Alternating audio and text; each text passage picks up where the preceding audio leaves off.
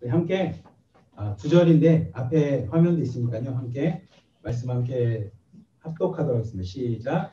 나에게 이르시기를 내 은혜가 내게 족하도다. 이는 내 능력이 약한 데서 온전하여 침이라 하신지라.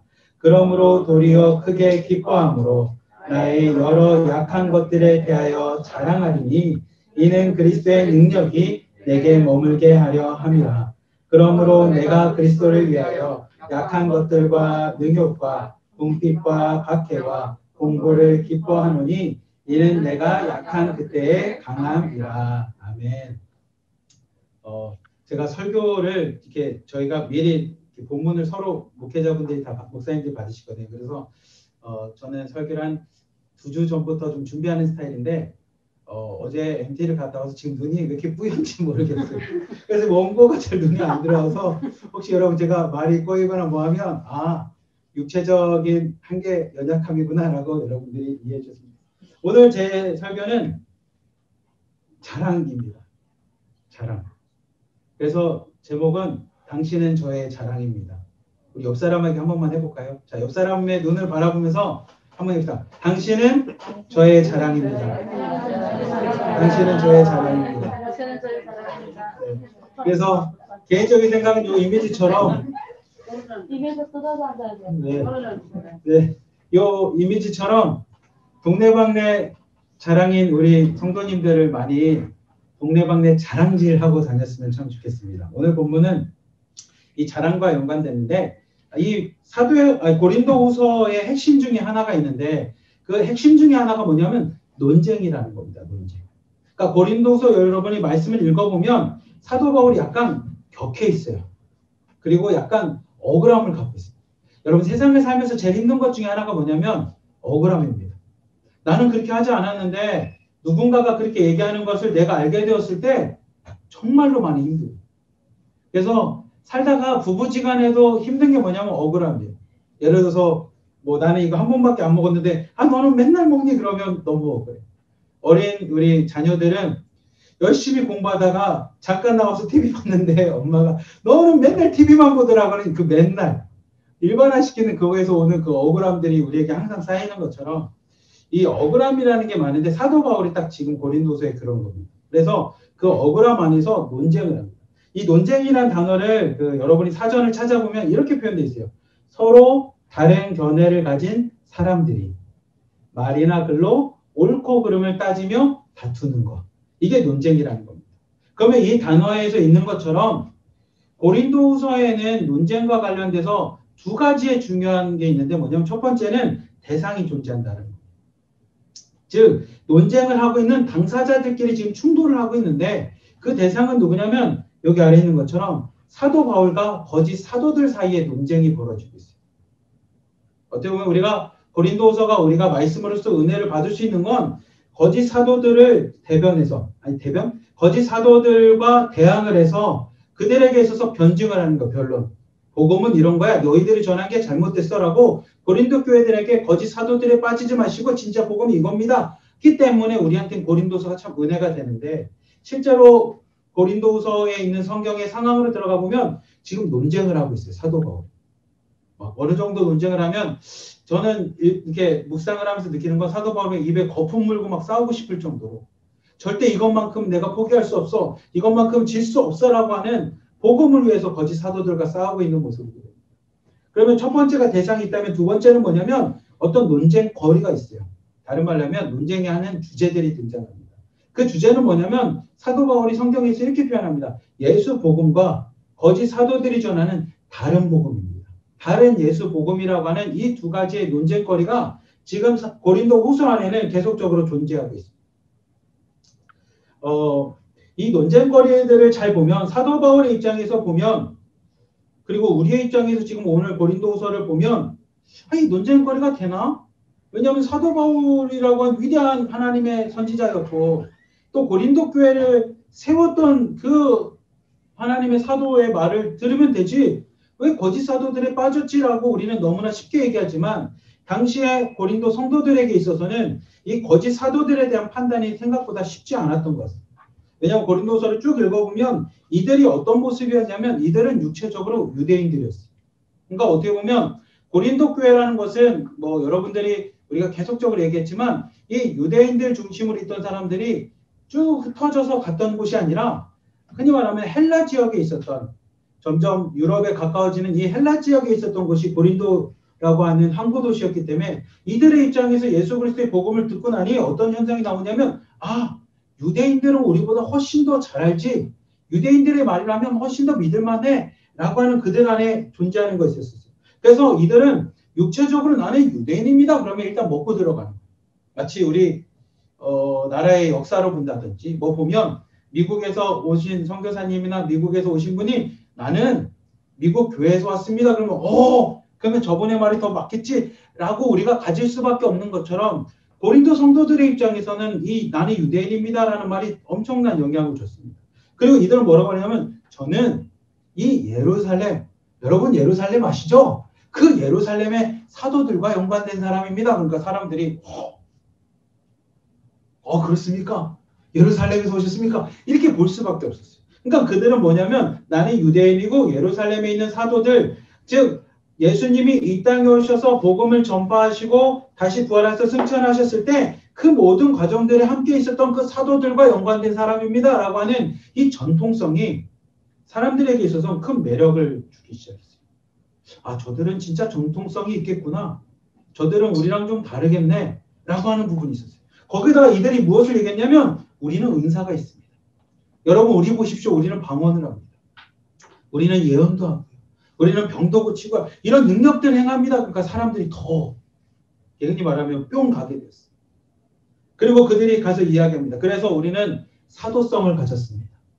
사도 바울은 사실 예수님을 믿었던 사람은 아니었지 않습니까? 예수님을 보지도 못했어요. 근데 나랑 관계 맺는 예루살렘의 사도들은 그 예수님과 동행했던 사람들이고 나는 그 밑에서 사사받은 그들과 함께하는 관계에 있는 사람들입니다. 라고 하는 그들의 사도성과 복음성 그리고 그들이 막 영적으로 은사를 보여주니 사람들에게 있어서는 고린도 성도들의 입장에서는 사도 바울과 거짓 사도들을 구분하기가 쉽지 않았어요. 그리고 그런 자랑들과 강조들은 점점 고린도 성도들에게 있어서 뭐 하게 되냐면 점점 바울과 멀어지게 되었습니다. 그리고 바울이 전한 복음과도 점점 멀어지게 됐어요. 그러니 사도 바울이 그 소식을 듣고 그 이야기를 듣고 이 고린도 교회를 향해서 편지를 쓴 게 고린도 후서 말씀입니다. 그리고 고린도 후서를 통해서 사도 바울이 그들에 대해서 이렇게 증거합니다. 우리 함께 고린도 11장 4절 말씀 함께 읽겠습니다. 시작. 만일 누가 가서 우리가 전파하지 아니한 다른 예수를 전파하거나 혹은 너희가 받지 아니한 다른 영을 받게 하거나 혹은 너희가 받지 아니한 다른 복음을 받게 할 때는 너희가 잘 용납하는구나. 아멘. 사도 바울이 4절 말씀을 그래 너희들이 잘 용납하는구나 이런 뜻은 아니에요. 비꼬는 말씀입니다. 비꼬는 말씀. 야 어떻게 다른 복음을 전하고 다른 이야기를 하고 다르게 와서 너희들을 미혹해 하는 사람들의 이야기가 들을 땐 내가 너희들 교회 세울 땐 그렇게 고생하게끔 만들더니 다른 사람이 와서 이렇게 얘기하니까 너희들이 참 잘 받는구나. 마치 저희 어머니가 아버지한테 아니 내가 얘기할 때는 한마디도 안 듣고 맨날 싸우다가 밖에서 누가 얘기하고 나면 아버지가 이렇게 듣고 와서 보면 참 그렇게 얘기할 때는 귀뚱으로 듣지도 않더니 밖에 나가서 친구가 얘기했다고 그걸 쏙 들었냐 하고서 저희 아버지한테 핀잔 주듯이 사도 바울이 고린도 성도들 향해서 이런 핀잔을 비꼬듯이 이야기합니다. 근데 사도 바울이 여러분들이 사도 바울의 서신을 보고 고린도 전서 후서를 읽어보면 사도 바울이 전한 예수님은 되게 명확합니다. 사도 바울이 전한 예수님은 뭐냐면 하나님께서 우리를 사랑하셔서 사랑의 그냥 결정체, 사랑 자체인 예수님을 이 땅에 보내셨다는 겁니다. 그러니까 예수님은 사도 바울에게 있어서 그냥 사랑 자체라는 거예요. 사랑의 그냥 결정체라는 겁니다. 어떤 사랑의 결정체입니까? 하나님이 우리를 향한 사랑의 결정체가 예수님이시라는 겁니다. 그래서 예수님은 본인을 빛이라고도 표현하고 사랑이라고 표현하는 것처럼 예수님은 그런 분이셨다는 겁니다. 근데 그 사랑의 결정체가 결정적으로 우리에게 예수님은 하나님이 우리에게 보여주신 사랑 자체였구나라고 보여준 사건이 뭐냐? 그게 십자가라는 거예요. 사도 바울은 계속 그 십자가를 자랑합니다. 여러분 십자가를 자랑하는 건 십자가의 사건이나 역사성을 자랑하는 게 아니라 그 십자가에 보여주신 하나님의 사랑입니다. 그 십자가에서 보여주신 하나님의 은혜를 자랑하는 겁니다. 하나님이 친히 예수 그리스도를 통해 우리에게 그 사랑을 친히 보여주셨습니다. 그건 뭐냐? 그것이 십자가입니다. 그리고 그 예수님이 십자가에서 죽으신 예수님을 하나님이 부활시키셔서 내가 너희들 사랑하는 게 옳아. 그리고 예수의 삶과 같이 너희들이 십자가의 삶을 사는 것이 옳아. 라고 하는 옳음을 보여주신 것이 뭐냐면 부활을 통해 우리에게 생명을 주신 거예요. 너희들이 볼 때 예수님의 삶이 사랑을 전하고 하나님의 말씀대로 살아가는 게 참 힘없어 보이지. 저 십자가에 달려 죽는 것처럼 비참해 보이지? 아니야. 그 예수님의 십자가의 사랑은 부활의 영광이야. 내가 기뻐하는 일이야. 그게 생명이야 라고 보여준 게 부활의 사건이야. 그렇게 사도 바울은 오직 전하는 게 뭐냐면 십자가와 부활밖에 없어요. 여러분이 사도 바울의 여러 가지를 다 보면 이렇게도 전하고 저렇게도 전했지만 나중에 그가 깨달은 건 뭐냐면 다 배설물이라는 거예요. 그리고 내가 전할 건 십자가와 부활밖에 없다라고 해요. 사도 바울은 그것을 깨닫습니다. 내가 전할 것은 십자가와 부활이라는 겁니다. 그리고 사도 바울이 이야기해요. 하나님의 영은 사랑의 영이시라는 거예요. 하나님의 영은 공동체 영이라는 거예요. 하나님의 영은 우리에게 섬김과 실천과 자족할 수 있는 그리고 감사할 수 있는 영이지 거짓 사도들이 이야기하는 것처럼 은사주의에 빠지거나 아니면 그들이 얘기하는 것처럼 자신을 자랑하는 영이 아니라는 겁니다. 하나님의 영이 성령이 우리에게 임하시면 자랑이 아니라 사랑을 베풀게 되고요. 공동체를 섬기게 되고요. 내 안에서부터 누군가를 섬기고 하나님의 마음을 갖고 그들과 함께 생활하는 데 있어서 감사가 넘치게 하는 영이라는 겁니다. 결코 정죄하거나 판단하는 영이 아니라는 겁니다. 마치 지금 거짓 사도들이 와서 여러분 사도 바울이 전한 거 좋죠. 근데 사도 바울은 아직 모릅니다. 왜 모르냐면 저 사람은 예수와 함께 살지 않았기 때문에 모릅니다. 그러니 여러분 할례를 받으십시오. 율법대로 사는 게 진짜 전통성입니다. 라고 이야기하면서 사람들을 깎아내리거나 정죄하지 않는다라는 것. 사도 바울은 그 얘기를 합니다. 우리에게 하나님의 영이 임하면 우리가 뭐냐면 낮아지고 섬기고 오래 참고 예수님의 삶을 실천하게 된다는 겁니다.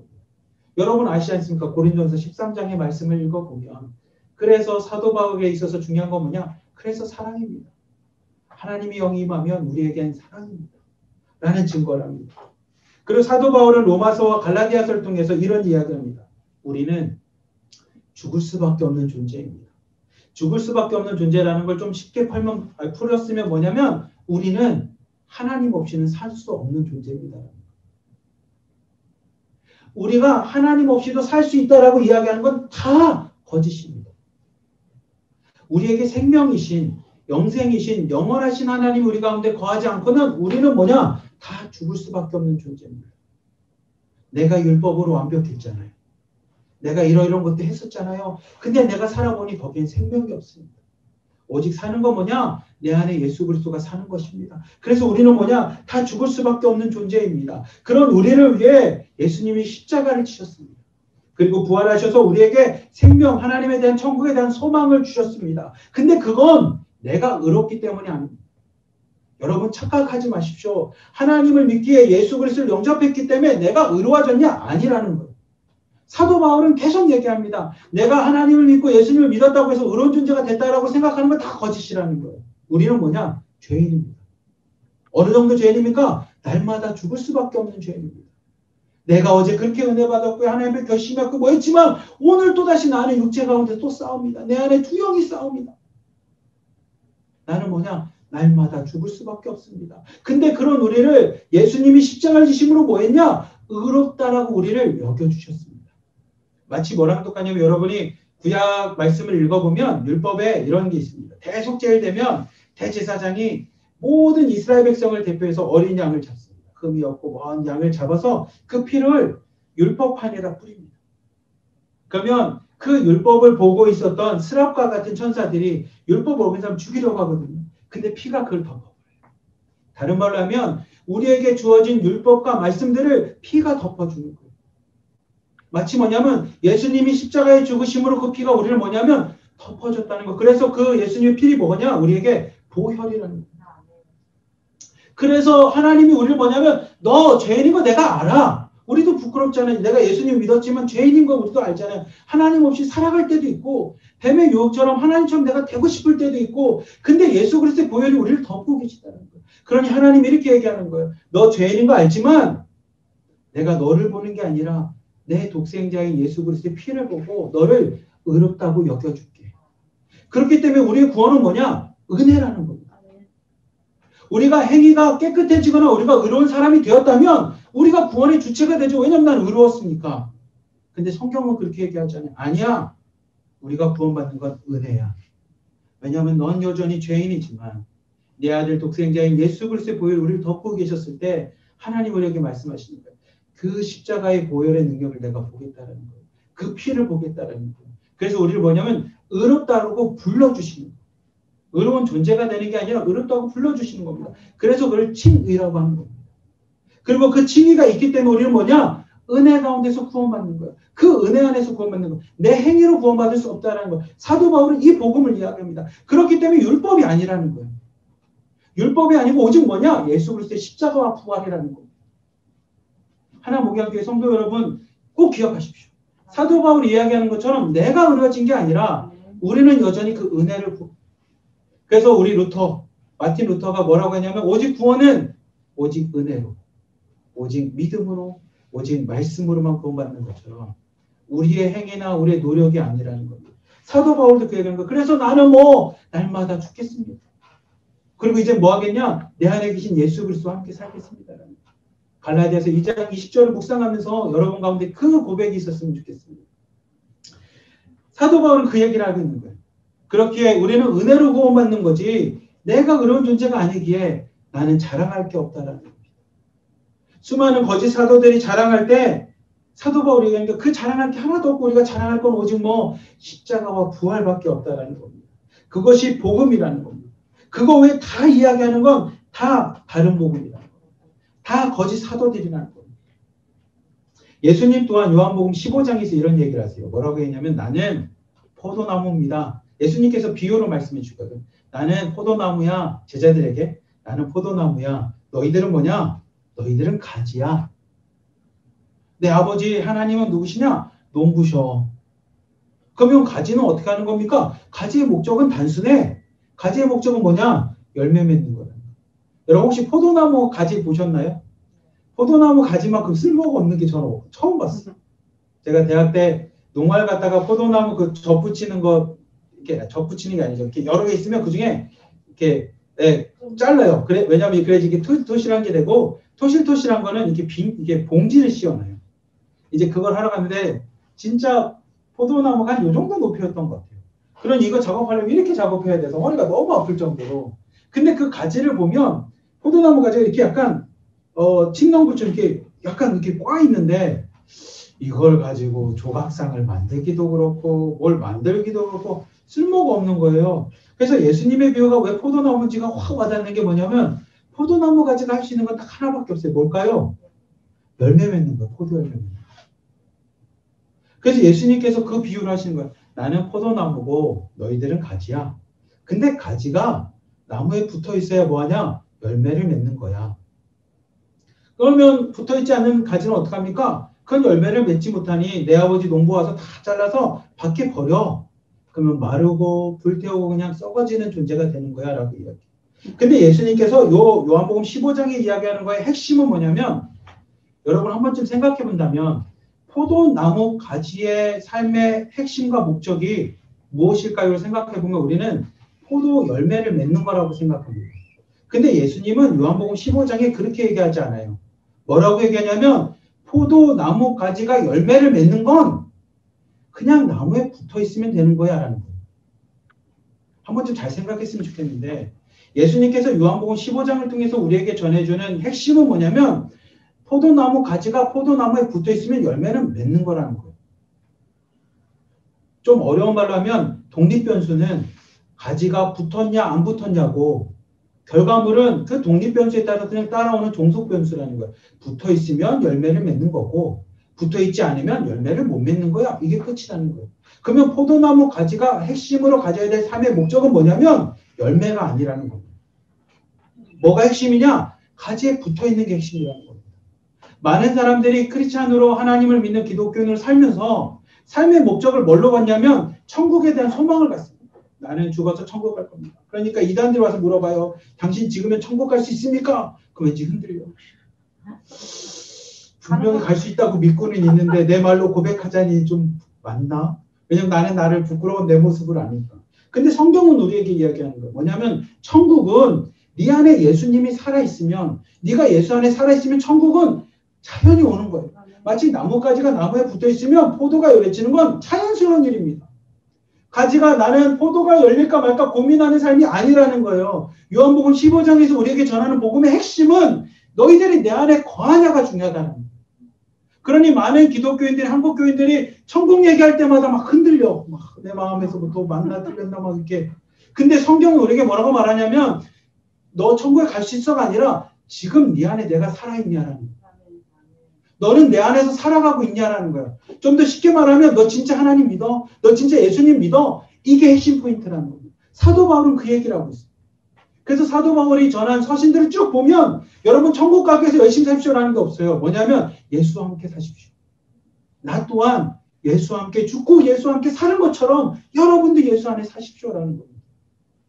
이게 복음이라는 거예요. 이게 사도 바울에게 전해준 복음이라는 거예요. 그렇게 우리는 뭐냐? 예수 그리스도라고 고백할 수 있는 거예요. 그렇게 뭐냐? 그 예수님이 내 안에 사신 그 은혜로 갖고 살아가는 거예요. 마치 요한계시록에 있는 것처럼 예수님 찾아서 아무개야 문 열어봐 라고 이야기해요. 근데 요한계시록처럼 문을 열면 내가 들어가서 너와 함께 더불어 살게. 너는 나와 함께 더불어 살아. 더불어 먹고 더불어 사는 존재가 되라는 거예요. 사도 바울은 그 얘기를 뭐라고 하냐면 우리는 이제 십자가에서 예수와 함께 죽읍시다. 그리고 이제 어떻게 사냐? 예수 그리스도의 믿음을 갖고 삽시다. 예수와 함께 살아가야 됩니다라고 우리에게 전해주는 것처럼 사도 바울이 이야기하는 진리는 이겁니다. 근데 다른 사도들, 거짓 사도들이 와서 행위에 대한 이야기를 하기 시작해요. 여러분 결과물은 뭡니까? 뭐가 뭡니까? 라고 얘기하면서 가지들이 나무에 붙어있는 것에 대해서 점점 시선을 흐려지게 만들어요. 다른 복음은 이것에서부터 멀어지게 만들어요. 저는 이 표현을 이렇게 표현하거든요. 나무는 뿌리에 신경을 써야지 뿌리가 땅에 붙어있으면 열매는 맺혀지게 되어 있어요. 땅에 붙어있지 뿌리에 대해서 신경 쓰지 않고 열매에 대한 신경을 쓰는 건 잘못됐다라고 생각하는 거예요. 왜냐하면 예수님이 우리에게 포도나무 비유를 통해서 이야기하신 것처럼 그것을 전해줍니다. 그리고 사도 바울이 이 복음에 대한 이야기를 하면서 다른 복음을 전하는 사람들의 특징이 있더라. 그 특징은 뭐냐? 그들은 자랑하면서 다니더라. 자기 자랑만 한다는 겁니다. 그럼 한번 읽어봅시다.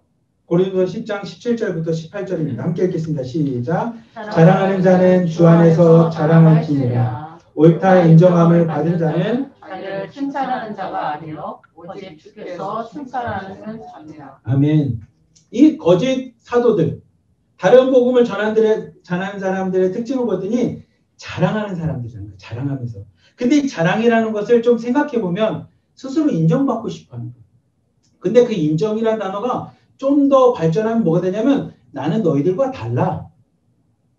나는 너희들과 구분돼서 너희들이 모르는 뭔가를 알고 있어라고 하는 자신만의 우월성이라는 거예요. 자랑이라는 게.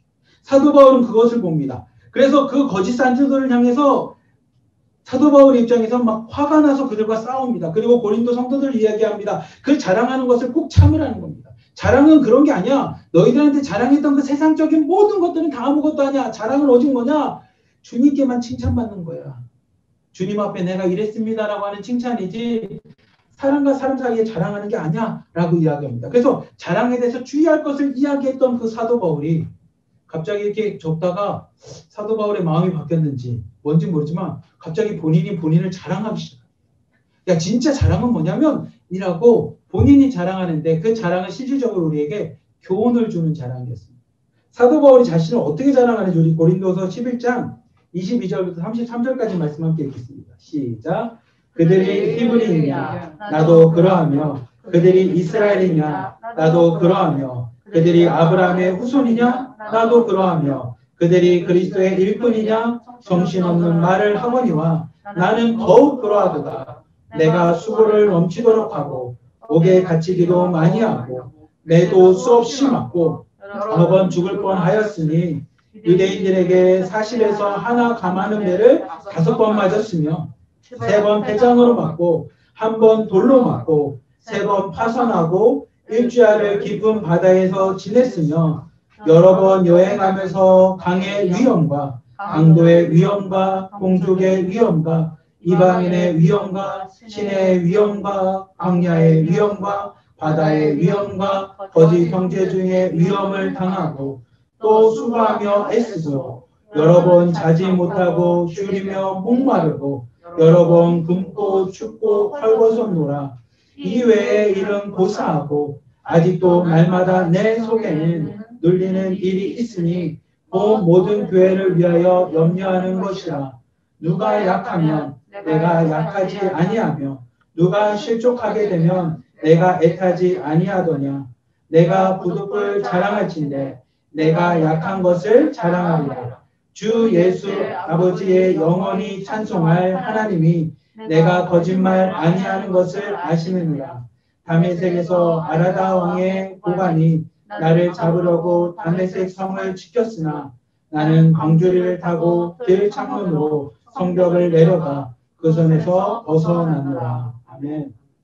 사도 바울의 자랑이 맞나라고 생각하는 자랑을 하기 시작합니다.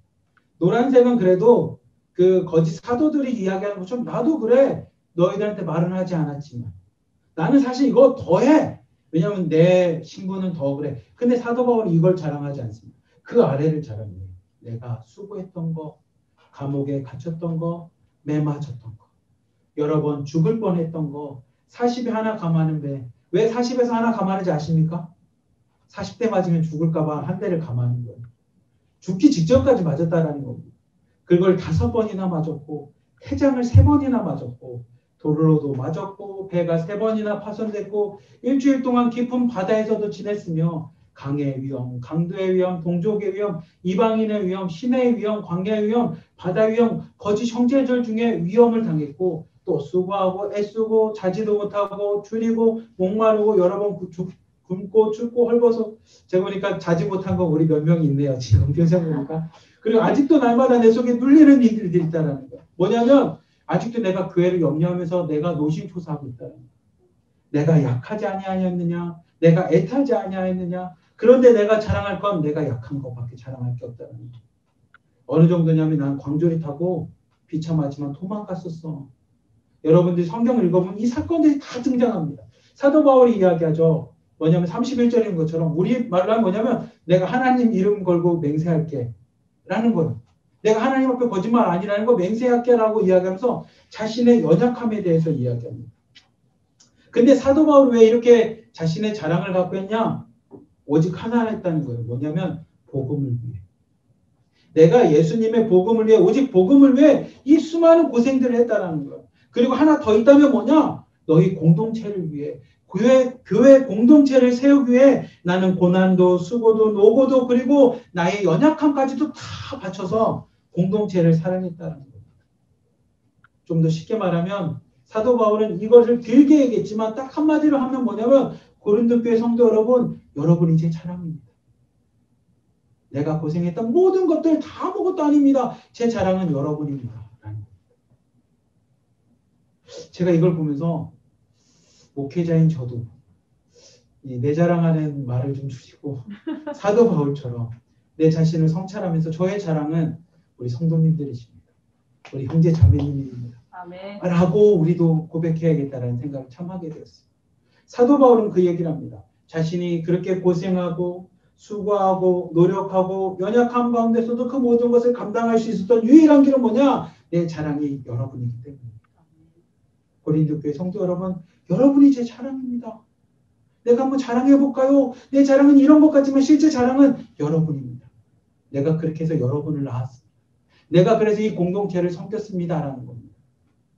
우리 옆 사람 보고 한 번 더 이야기합시다. 사도 바울의 마음을 담아. 아니 그걸 따라하지 말고 네. 사도 바울의 마음을 담아서 정말로 진짜로 내가 수고하고 노력하고 인내하고 사랑을 전하는 이유는 뭐냐?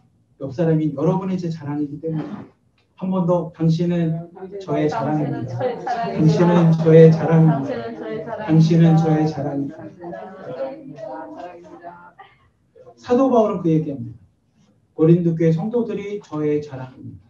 그렇기에 사도 바울은 고린도서 13장 13절 마지막에 그 고린도 교회 성도들 향해서 이걸 이야기하고 마칩니다. 우리 함께 13장 13절 읽읍시다. 시작. 주 예수 그리스도의 은혜와 하나님의 사랑과 성령의 교통하심이 너희 무리와 함께 있을지어다. 아멘. 여러분 이거 매주 듣는 거 아닙니까? 마지막에 언제 듣죠? 축도. 축복의 기도를 전합니다. 사도 바울에게 있어서 고린도 교회는 고린도 교회 형제 자매들은 그 공동체는 자기의 자랑과 수고하고 노력한 하나님 앞에 칭찬받을 자랑이었어요. 그렇기에 그 고린도 교회를 향해서 마지막 쓰는 말, 그 교회에 있는 성도들 향해서 마지막으로 사도 바울에게 이야기하라면 딱 요 말입니다. 주 예수 그리스도의 은혜가 그리고 하나님의 사랑이 그리고 성령의 교통하심이 너희들과 함께하기를 내가 축복한다는 거예요. 왜냐하면 너희는 내 자랑이기 때문이라는 거예요. 사랑하는 하나 목양교회 성도 여러분, 저 또한 사도 바울과 같은 마음으로 여러분을 축복하고 싶습니다.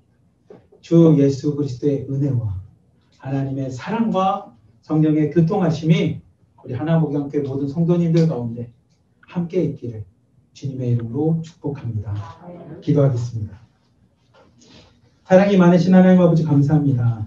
오늘 말씀을 묵상하며 말씀을 함께 나누며 우리가 세상의 자랑을 내려놓게 하여 주시고 오직 사도 바울이 우리에게 성경을 통해 증거했던 것처럼 바른 복음을 위해 살아가는 자들 되게 하여 주시고 그 바른 복음을 위해 우리 하나 목양교회에 있는 모든 성도들이 세우고 그들의 믿음 안에서 성장하는 것을 바라보며 자랑스럽게 하나님 앞에 그것이 자랑스러운 우리의 고백이 될 수 있는 믿음의 공동체 하나 목양교회 될 수 있도록 축복하여 주시옵소서. 우리를 사랑하시는 예수 그리스도의 이름으로 감사하며 기도드리옵나이다.